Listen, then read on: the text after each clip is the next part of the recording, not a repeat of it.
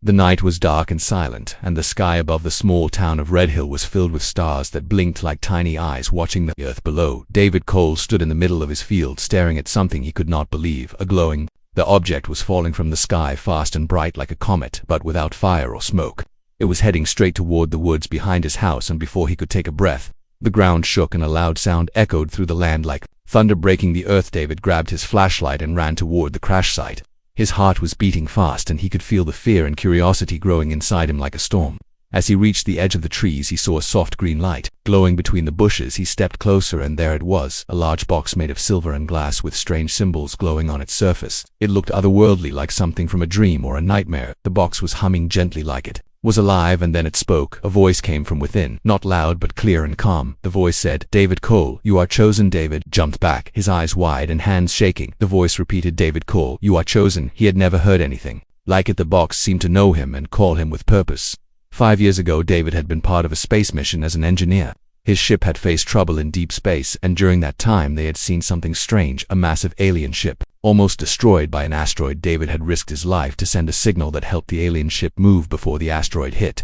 After that, the alien ship had vanished without a trace, and no one on Earth ever spoke of it. Again, now standing in the woods with this box before him, David felt that moment had returned. The box clicked, and a hiss of air escaped as it began to open slowly. Light spilled out in waves, soft and white like morning sunlight. Inside was a figure curled up like a sleeping child. It was a girl. Her skin was pale blue and her hair silver like moonlight. She wore a robe made of a strange glowing fabric, and her body was motionless, like she was in deep sleep. David stared in shock and confusion. Was she human or alien? Was she dead or alive? Then her eyes opened slowly, and they were not human eyes. They were bright purple and deep like a galaxy. She looked at David and whispered, "He is watching." David stepped back, unsure what to do. The girl slowly sat up and looked around, her eyes calm but alert. She looked at David again and said, "I am Leora, sent by the king to serve you." David was speechless. He could not understand what was happening. She was not afraid, and her voice was soft like a song. She stood up from the box and bowed her head. "You saved the king's life, and I am your reward." David shook his head. He said he did not want a reward, and he did not want to own anyone, but Leora only smiled and said, "Refusing the king is dangerous, and watching you is already happening." David felt a chill in the air, as if someone or something was nearby. He looked around but saw nothing. Leora walked a few steps and placed her hand on a tree. The tree glowed for a second where she touched it and then stopped. She turned to David and said, "I can hide for a while, but not forever. They will come." David asked who would come. She said, "The ones who believe I should not be free, and the ones who fear what I know." The night felt heavier now. The stars above seemed to shine brighter, and the wind carried whispers that were not from this world. David knew his life had changed. The box was now empty and its lights fading. Leora stood beside him, looking at the sky with quiet sadness in her eyes. David looked at her and asked, "Why him? Why was he chosen?" Leora replied, "Because you showed kindness when no one was watching, and now they all are." The box gave one last hum and then melted into the ground like it was never there.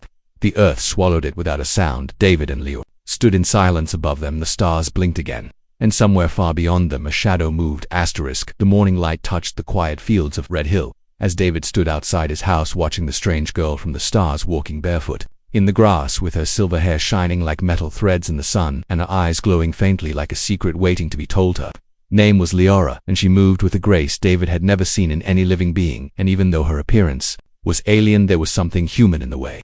She looked at the sky with wonder and sadness, as if searching for something she had lost long ago. David had made her tea and offered her food, and she had accepted both with curiosity, asking questions about every object in the kitchen like a child seeing the world for the first time. And when she held a spoon, she turned it in her hand and smiled like it was a treasure from another universe. Inside the house, she sat on the couch and looked around with wide eyes, her fingers tracing the edges of books and cups and lamps as if trying to feel the story of each item. And David watched her, wondering what kind of life she had before being sealed in that glowing box from the stars. She finally looked at him and said softly that she was created to serve and gifted to him by the alien king as a reward for the kindness he had shown in space. And she said that in her world, gratitude was not just a feeling, it was a promise. David felt uncomfortable with her words and told her that on Earth no one belonged to anyone, and that people were free to make their own choices and live their own lives. And Leora tilted her head and said that freedom was a strange idea where she came from, but a beautiful one. She asked him if he believed in fate, and David laughed, saying he never really thought about it, but now, with her sitting in his house and the memory of the box still fresh in his mind, he was not so sure anymore. And Leora said maybe fate believed in him. The day passed slowly and quietly, with Leora learning everything she could from books and objects, and David watching her with a mix of curiosity and fear, because something about her presence felt both peaceful and dangerous, like holding fire that refused to burn. Later in the afternoon, she stood by the window staring at the trees, and suddenly she said that the sky had changed, and David walked over and saw nothing different. But Leora explained that she could feel a signal, a message, being sent across space like a silent alarm. She turned to David and said they had only a few days before others would come for her, and that those who served the king would not stop until she was returned or destroyed. And David asked why would they destroy her, and she looked away and said because she was not what they wanted her to be. There was something in her voice that shook David. More than her words, a kind of quiet fear that felt older than time, and he asked her what she meant, and Leora said she was not just a gift, she was a message wrapped in skin and secret sense. Evening came. She asked if she could step outside and walk under the stars, and David agreed and followed her into the field where the wind moved gently and the sky was beginning to darken. She raised her hand to the stars and spoke a language David did not understand, and the wind responded by forming a spiral around her body, lifting the grass and dust and light in a soft dance. David watched in awe and asked what she was doing, and she said she was sending a false trail, a signal to confuse the ones who would come searching so they would waste time and look in the wrong place for a while. She turned to him and said he still had a choice, and if he wanted her to leave, she would go and try to hide on her own. But David shook his head and said if someone sent you as a gift, then you are not the one who should be running. Leora smiled and said she hoped his courage would not be the end of him, and David replied that sometimes the end is just the start of something bigger and stranger than anything before. The stars grew brighter and the sky turned deep blue, and the night air carried a strange music that neither of them could explain. And as they walked back to the house, Leora asked what dreams were, and David said they were stories people see while sleeping, sometimes beautiful, sometimes scary, but always important. She said she never dreamed before, and David told her maybe now she could. And as they reached the door, she looked up at the sky once more and whispered something in her language, and David asked what she said, and she replied that she told the stars not to tell anyone where she was inside the house. Again they sat in silence for a long time, listening to the quiet breathing of a world that did not yet know it was changing, and somewhere in the distance something was watching with eyes that had no shape and no mercy. The wind was heavy that night, and the sky above Red Hill was thick with dark clouds, as if the stars were hiding from something, and David Cole stood near his window looking out with a feeling he could not explain. And inside the house, Leora sat cross-legged on the floor, surrounded by pages of books and maps and pieces of strange glowing metal she had created from the remains of the box that brought her here. She had not spoken for hours, and her eyes moved quickly as if she was reading hundreds of thoughts at once. And David asked her what she was doing, and she replied that she was building a defense, not with weapons but with knowledge. She stood and walked to the old bookshelf and pulled out a dusty book about constellations, and said the king marked his territory by altering the stars that aligned with his empire, and if she could find the signature pattern, she could locate his signal and measure how close his scouts had come. David asked how she knew all this, and Leo answered that she was not just a servant or a gift, she was trained to read signals, decode languages, and learn in silence. Because the king never gave gifts without keeping secrets inside them, there was tension in the air, as if the house itself knew something was about to happen. And suddenly the walls flickered and strange circular patterns began to appear, glowing softly and moving like ripples on water, and David stepped back in shock, asking what was happening. Leora placed her hand on one of the glowing patterns and said this was a warning, not from her people but from the collectors, who were the king's shadows sent to retrieve or erase anything that defied him, and now they knew where she was.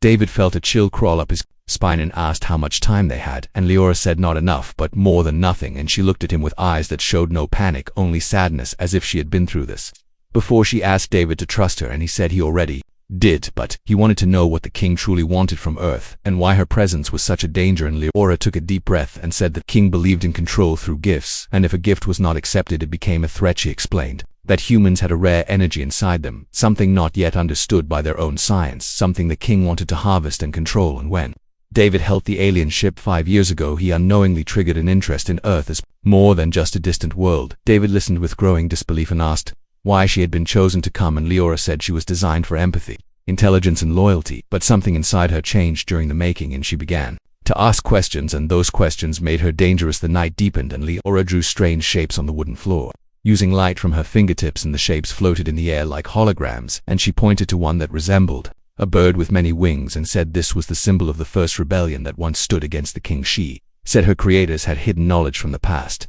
Inside her memories, knowledge the king thought was lost, and now that knowledge lived again and would either save her or destroy everything around her if she could not control it. David said he never asked for any of this, and Leora said neither did she, but sometimes the universe chooses people not because they are ready but because they are willing to try. And David looked at her and said, then let us try together. A loud crack filled the sky, and the power in the house flickered as a red light flashed far in the distance over the hills, and Leora turned her head sharply and said the first signal beacon had landed and the countdown had begun. She moved quickly, opening the wooden chest near the fireplace and pulling out a small crystal device she had hidden when she arrived, and she said it was a cloaking shard that could hide her presence for some time, but only if she stayed very close to David. David asked why him, and Leora said because his energy protected her like a shield, not by force but by nature, and the connection formed when he first opened the box created a bond that the collectors could not easily break. They stood near the fireplace as the light outside turned red and the air grew still, and Leora whispered something in her own language, and the crystal in her hand pulsed softly and the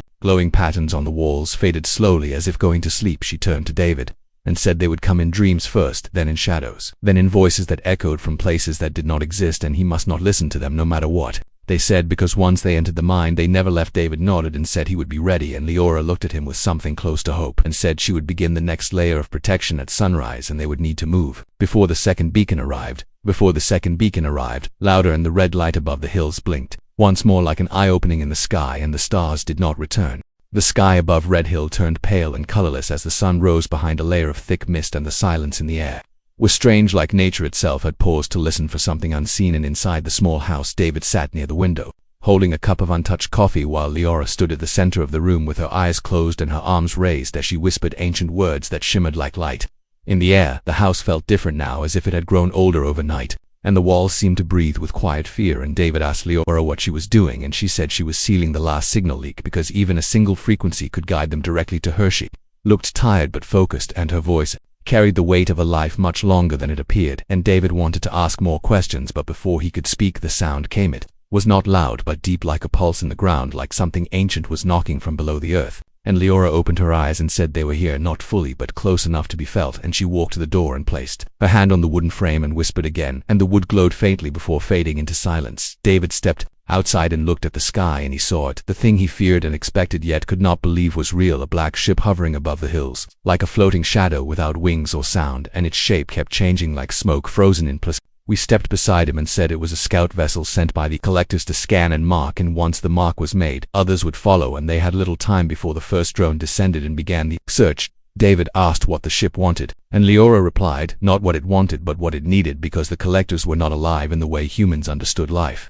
They were machines built to obey and hunt and erase, and they had no faces, no hearts, no voices of their own, only the voice of the king. Suddenly, the ship moved slightly, and a thin beam of white light shot down into the forest behind David's house, and the trees inside the beam bent as if being pulled upward, and Leora grabbed David's arm and said they must leave the house and go underground where the signals could not reach. They ran to the barn, and Leora tapped the floor with her foot, and a hidden panel slid open, revealing a narrow staircase leading down into darkness. And David asked how she built it, and she replied that it was always there, just forgotten by time and remembered by need. They entered the tunnel, and the door closed behind them, and the light above vanished, and for a moment there was only darkness and the sound of their breathing. And Leora activated a small orb from her pocket, and it glowed with soft blue light that guided their steps. They walked deeper into the tunnel. David asked why the king wanted her erased, if she was created to serve, and Leora answered that because she saw too much and learned too fast. She became dangerous, and the king feared things that could think beyond the task they were given. She stopped near an old metal door and placed her hand on it, and it opened slowly with a groan, revealing a small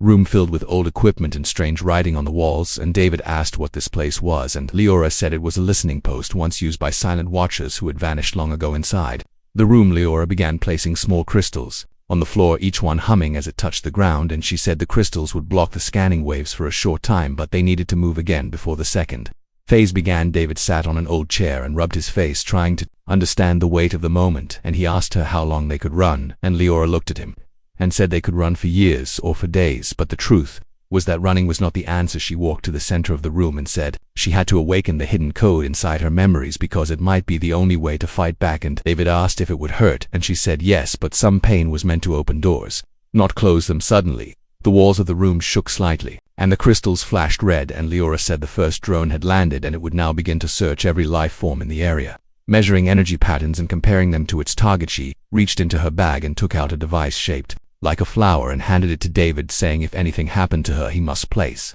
it on the tallest tree and activate it. And David asked what it would do, and she said it would call the others, the ones who were still hiding, the ones who remembered the old ways. The shaking grew louder, and the sound of something crawling above them filled the air, and David looked at Leora, who closed her eyes and whispered the first lines of the awakening code, and her voice echoed through the room like music, written in stars and pain. And above the ground, the drone scanned the earth with eyes made of nothing and memory, and its search had only just begun.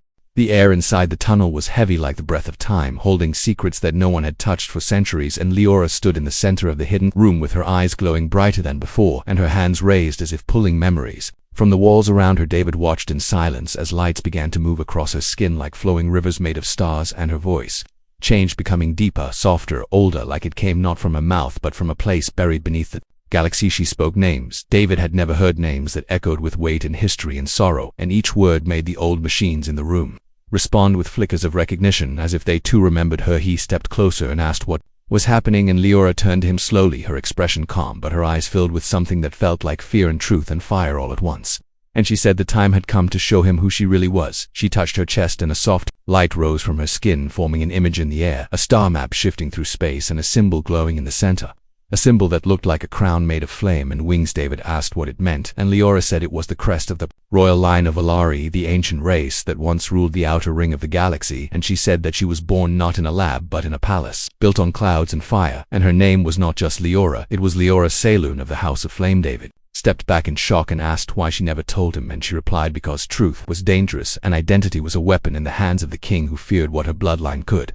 Doshi said the king who had gifted her to David was once her father's closest ally but had betrayed the royal family during the War of Silence, a war that erased voices and burned knowledge and turned living stars into ashes. Leora was taken as a child, hidden away inside a false program designed to turn her into a loyal servant with no memory of her past, but something inside her refused to break, and small pieces of truth remained hidden inside her thoughts, waiting for the right moment to rise. David asked why the king would send her to Earth, knowing what she was, and Leora said he believed her spirit was broken and her power lost, and by gifting her away he could prove to his enemies that the royal bloodline was finished, forgotten and harmless. But when David opened the box and refused to treat her like a possession, the old memories began to return piece by piece, like light through cracks in a wall, and now she remembered everything: her training, her family, her purpose. She walked to the far wall and pressed her hand against a broken console, and the metal lit up with symbols and faces and voices speaking in a language David could not understand, and Leora translated for him, saying it was a message from her mother left in the final days before the fall. The voice said that if Leora ever heard these words, it meant the time had come to reclaim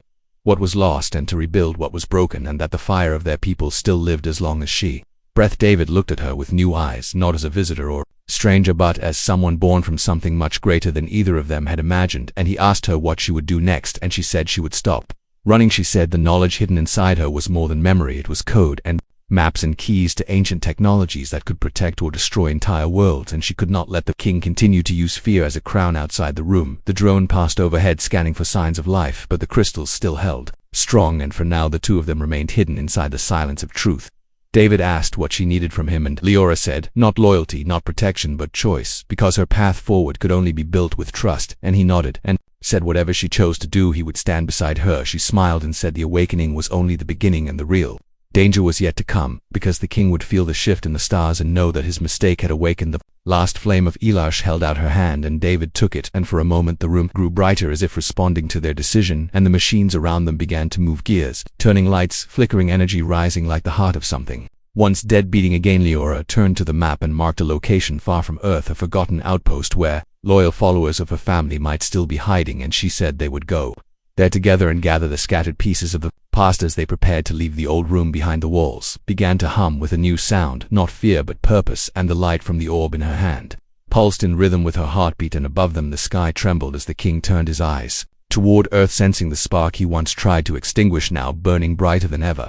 The stars above Earth moved like silent watchers as the signal from the hidden tunnel spread across space and touched the edge of a forgotten empire, and far beyond human sight, the alien king sat on his throne made of crystal and memories, surrounded by beings with no faces and no names, only purpose and power. And the king opened his eyes with a quiet fire that burned across the galaxy. He had felt it, the shift, the pulse, the rise of something buried and broken and now alive again, and his gift had awakened, the one secret he swore would never return, and his voice echoed through the silence as he commanded the collectors to change their path, to erase the mistake, to bring her back or burn the Earth back on Earth. The tunnels below were quiet as Leora and David prepared their journey across the stars and the map.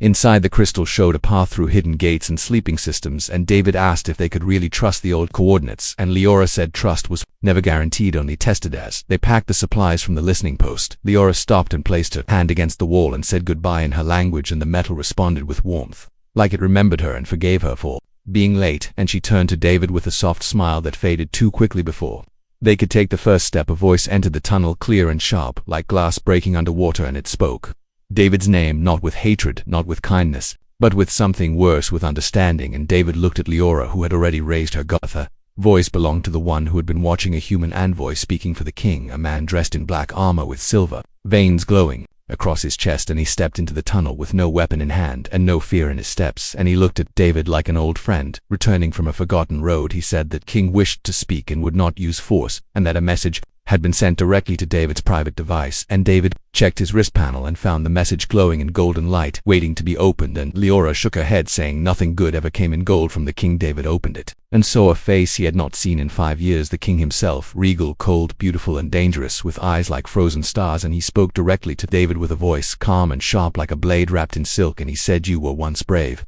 Now you are important. You saved a life. Now you hold a future. You can keep her or you can keep peace, but not both."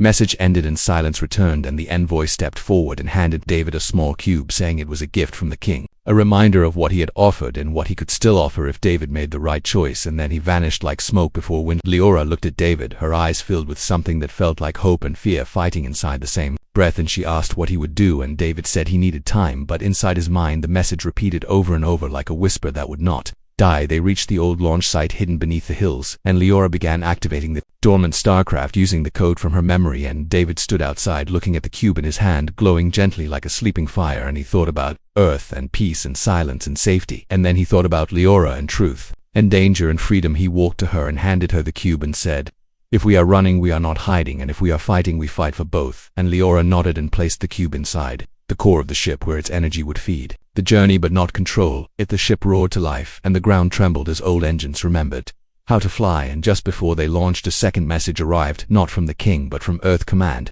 And it was not a message of warning, but a reward offer, a secret deal to turn Leora in quietly and safely in exchange for immunity and resources. David stared at the message and his hand shook, and for a moment he walked away from the ship and stood beneath the open sky where stars watched and winds whispered, and silence pressed against his mind. And inside that silence he saw everything he could lose and everything he could keep, and the weight of choice wrapped around his heart. When he returned, Leora asked where he went, and he said he went to remember who he was before stars and gifts and war. And she smiled and said that was the only memory that mattered. They boarded the ship and began the launch, and as they lifted into the sky, the old tunnel collapsed behind them, and the earth below faded beneath clouds and light and lies and far away. The king smiled without joy, because betrayal had already begun, and David would soon understand that choice is never free when watched by a throne made of silence.